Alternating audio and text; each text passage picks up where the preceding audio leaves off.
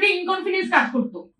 সেই ইনকনফিডেন্স থেকে বের হওয়ার উপায় হিসেবে অনেকে আমলাতন্ত্রের দ্বারস্থ হয়েছিলেন, অনেকে আমলাতন্ত্রের সাথে কম্প্রোমাইজ করেছেন। কেন আসলে পুলিশ রিফর্মেশন হলো না? কেন পুলিশের শুধুমাত্র 61 জন পুলিশকে আমরা দেখেছি এখনো পর্যন্ত গ্রেফতার হতে?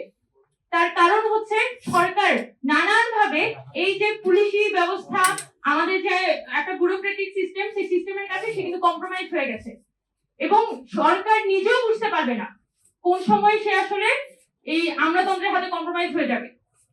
এবং আমার ব্যক্তিগত অভিজ্ঞতা, বাংলাদেশ চালায় আসলে আমলারা, এবং এই যে সরকার তো চেঞ্জ হয় 5 বছর 10 বছর পর পর সরকার চেঞ্জ হয়ে যায়, কিন্তু এই আমলারা তারা কিন্তু 10 বছর 20 বছর 30 বছর পর্যন্ত ওই সচিবালয়ের 4 দেয়ালের মধ্যে থাকে এবং তারা কিন্তু সচিবালয়ের ভিতর থেকে বাংলাদেশটাকে চালায়। এবং আমরা কিন্তু 1.5 বছরে দেখেছি অনেক গুজব, সরকারে এটা করেছে ওইটা করেছে, আবার সরকারকে উপদেষ্টাদের এসে ব্যাখ্যা দিতে হচ্ছে যে না, ঘটনাটা এরকম ঘটে নাই, আসলে একটা গুজব ছড়িয়েছে। কেন? আমরাই হচ্ছে যে ঘটনাকে টুইস্ট করে দিত, টুইস্ট করে সরকারকে নানান ভাবে বিপাকে ফেলতো। এই ঘটনাগুলো আমরা জানি।